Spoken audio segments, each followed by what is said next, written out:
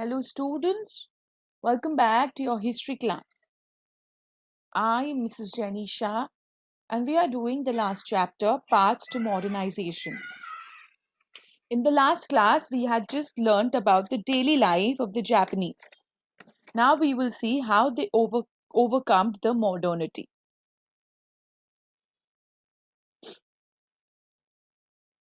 State-centered nationalism found full expression in the 1930 and the 1940.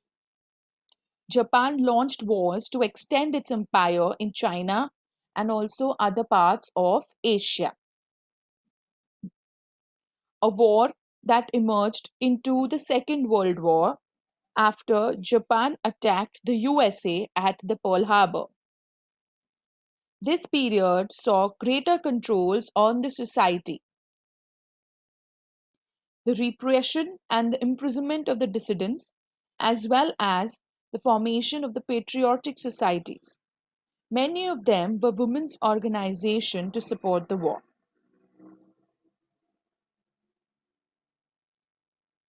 An influential symposium on overcoming modernity in 1943 debated the dilemma facing Japan of how to combat the West while being modern.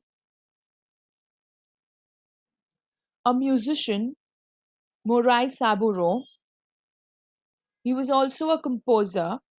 He raised the question that how to rescue music from the art of sensory stimulation and restore it into an art of the spirit. He rejected the composition of the Japanese music on the Western instruments. He was not only rejecting Western music, but he was also trying to find a way that went beyond merely rewriting or playing Japanese music on Western instruments. The philosopher Nishitani Kiji defined modern as the unity of three streams of the Western thought: the Renaissance, the Reformation, and the rise of the natural sciences. He argued that Japan's moral energy had helped it to escape colonialism. It was the duty of Japan to establish a new order, a greater Asia, a greater East Asia. He said that this new version would integrate science and religion, and it was very, very necessary. Japan's attempt to carve out a colonial empire ended with its defeat by the Allied forces. It had been argued that nuclear bombs were dropped on Hiroshima and Nagasaki to shorten the war. But others think the immense destruction and suffering it caused were unnecessary. Under the US led occupation, Japan was demilitarized and a new constitution was introduced. This had Article 9, the so called No War Clause, that renounces the use of war as an instrument of state policy. Agrarian reforms, the re establishment of trade unions, and an attempt to dismantle the zaibatsu on large monopoly houses that dominated the Japanese economy were also carried out.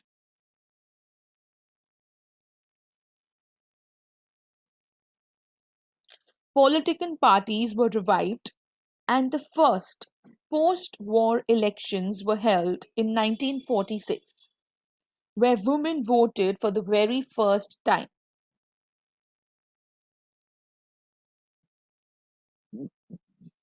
The rapid rebuilding of the Japanese economy after its shattering disease is called the post war miracle.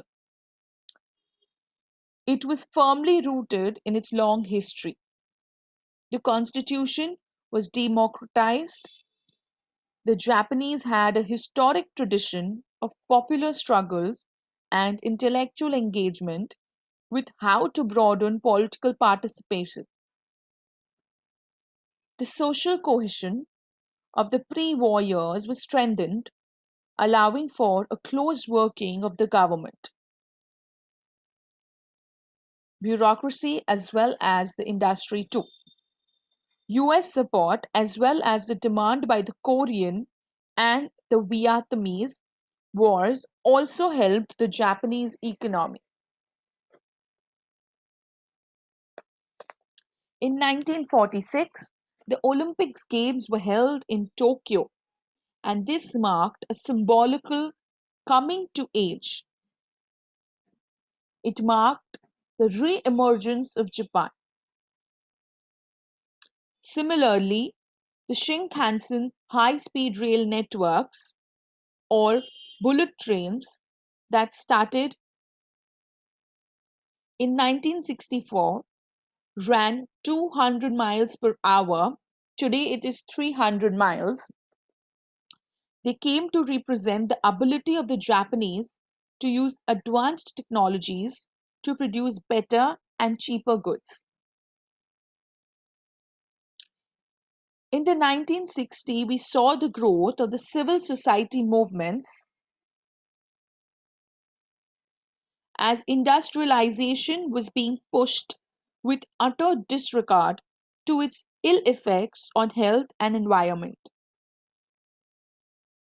Cadmium poisoning, which led to a painful disease, was an early indicator. This was followed by mercury poisoning in Minamata in the 1960s and the problems that were caused by the air pollution in the early 1970s.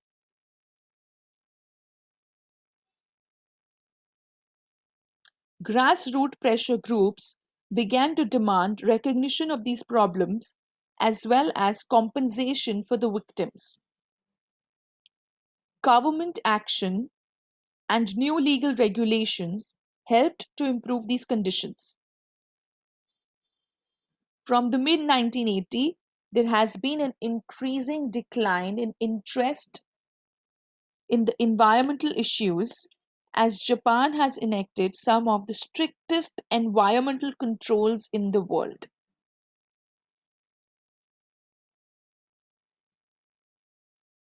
Today, as a developed country, it faces the challenge of using its political and technological capabilities to maintain its position as a leading world power. So, this is how Japan overcame the modernity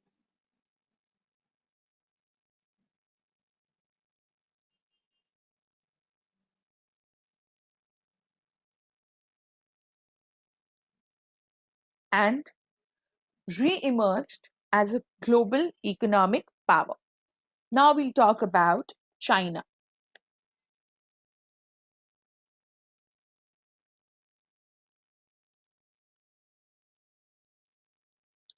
The modern history of China has revolved around the question of how to regain sovereignty, end the humiliation of foreign occupation, and bring about equality and development.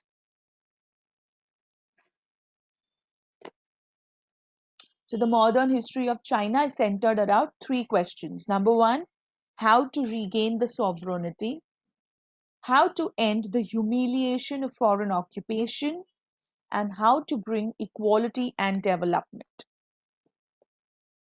The modern history of China has revolved around the question of how to regain the sovereignty.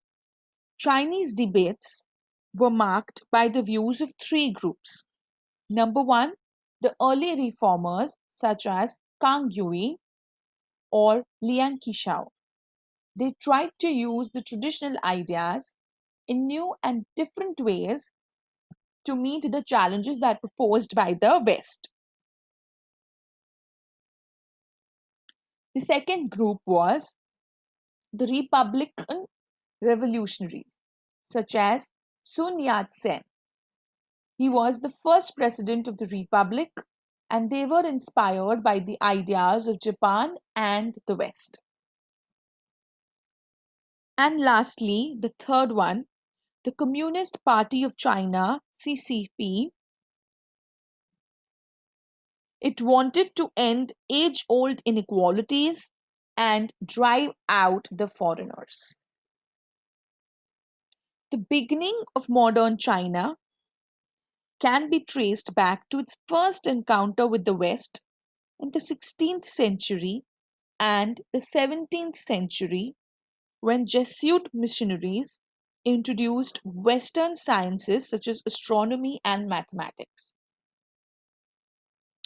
Limited though its immediate impact was, it set in motion events that gathered momentum in the 19th century when Britain used force to expand its lucrative trade in opium, leading to the First Opium War. This undermined the ruling Qing dynasty and it strengthened the demands for reform and change. You know what is the opium trade? The demand for Chinese goods like tea, silk, proclaim created a serious balance of trade problem. Western's good could not find a market in China, and so the payment had to be made in silver. The East India Company found a new option, opium, which grew in India. They sold the opium in China and gave the silver that they earned to a company agents in Canton in return for letter of credits. The company used the silver to buy tea, silk, proclaim, and then they sold it in Britain. This was the triangular trade between Britain, India, and China. King reformers such as Kang Yui and Liang Xiao, they realized the need to strengthen the system and they started to initiate policies to build a modern administrative system. They wanted to build a new army and a new educational system and set up local assemblies to establish constitutional government. They saw the need to protect China from colonization. The negative example of colonized countries worked powerfully on Chinese thinkers. The partition of Poland in the 18th century was a much discussed example, so much that by late 1890s it came to be used as the verb to Poland us. India was another such example. In 1903, the thinkers Liang Qichao, who believed that only by making people aware that China was a nation would they be able to resist the West. They wrote that India was a country that was destroyed by a non-country, that is East India Company. He also criticized Indians for being cruel to their own people and subservient to the British. These arguments they carried a powerful appeal as ordinary Chinese could see the Britain used Indian soldiers in their wars on China. Besides all this, they felt traditional ways of thinking had to be changed. Confucianism developed from the teachings of Confucius and his disciples, and they were concerned with the good conduct, practical wisdom, and proper social relationships. It influenced the Chinese attitude towards life. It provided social standards and laid the basis for political theories and institutions. It was now seen as a major barrier to new ideas and institutions. To train people in modern subjects, students were sent to study in Japan. Britain, and France, and they brought back many new ideas. Many Chinese students went to Japan in 1890. They brought back new ideas and also became leading republishers. The Chinese borrowed even Japanese translations of the European words such as justice, rights, and revolution because they used the same ideographic script, a reversal of the traditional relationship. In 1905, just after the Russo Japanese War, the centuries old Chinese examination system that gave candidates entry into the elite ruling class was finally abolished.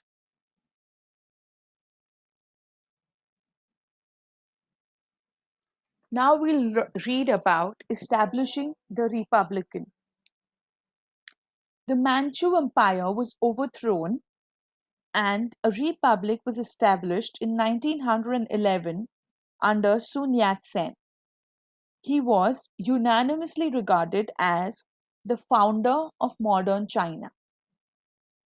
He came from a poor family and studied in missionary schools where he was introduced to democracy and Christianity. He studied medicine but was greatly concerned about the fate of China. His program was called the Three Principles.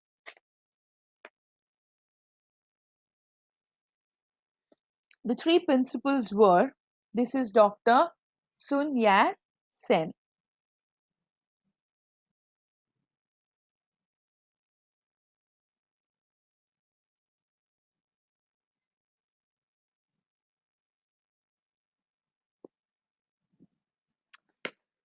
In this program, there were three principles. Number one was nationalism. Nationalism meant overthrowing the Manchu, who were seen as a foreign dynasty, as well as other foreign imperialists. Second was democracy. Democracy meant establishing a democratic government. And the third was socialism. Socialism over here indicated regulating capital and equalizing land holdings. The Chinese people have only family and clan solidarity. They do not have national spirit. They are just a heap of loose sand, and other men are the carving knife and serving dish. We are the fish as well as the meat. This is what he used to think.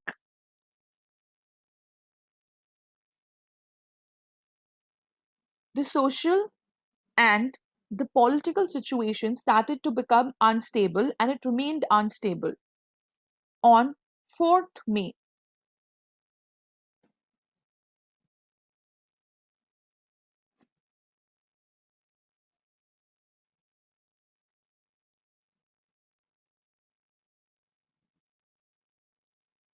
on 4th May 1919, an angry demonstration was held in Beijing to protest against the decision of the post-war peace conference. Despite being a friend of the victorious side, which was led by Britain, China did not get back the territories seized from them.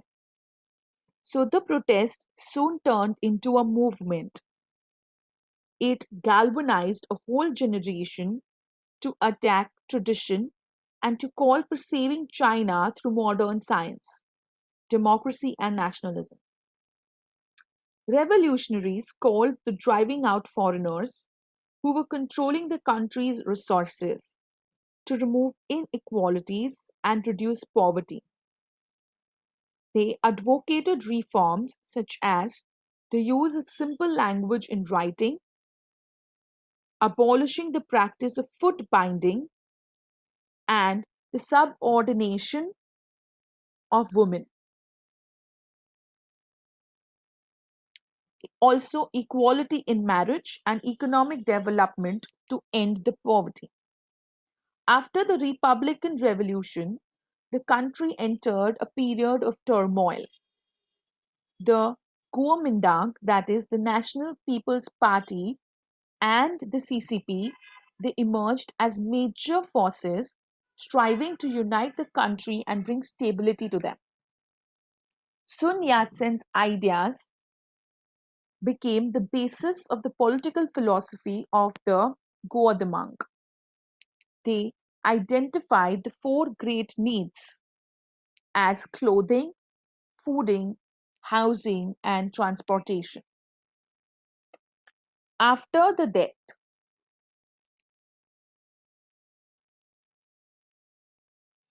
after the death of Sun Chiang Kai-shek, he emerged as the leader. He launched a military campaign to control the warlords, regional leaders who had surpassed the authority, and to eliminate the communists.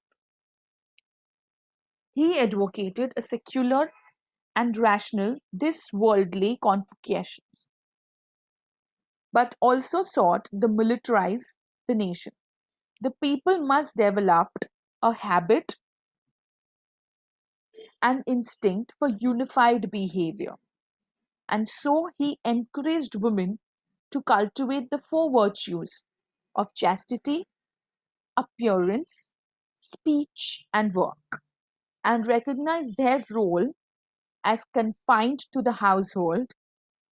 Even the length of her hemlines were prescribed.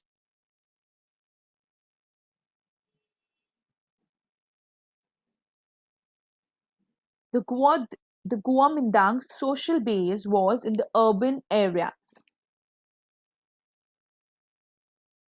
Industrial growth was slow and limited, especially in cities such as Shanghai, which became the center of modern growth.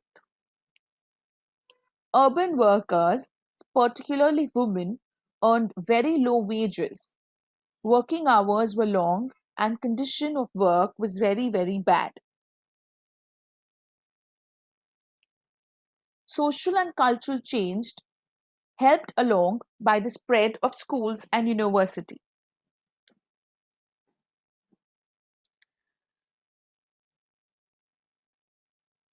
As individualism started to increase, there was a growing concern with women's rights, ways to build the family, and discussion about love and romance. Social and cultural changes helped along the spread of schools and universities. Journalism flourished, which reflected the growing attraction of the new thinking. The popular Life Weekly, which was edited by Zhao Taofin, represented this new trend. It introduced readers to new ideas as well as to leaders such as Mahatma Gandhi and Kemal Atatürk, the modernist leader of Turkey. Its circulation increased rapidly from just 2,000 to 20,000 in 1933. The Goa, the Guatemala, that is the national government, despite its attempt to unite the country, failed because of the narrow social base and limited political vision. A major plank in Sun Yat-sen's program was never carried out because the party ignored the peasantry and the rising social inequalities. It sought to impose military order rather than address the problems faced by the people.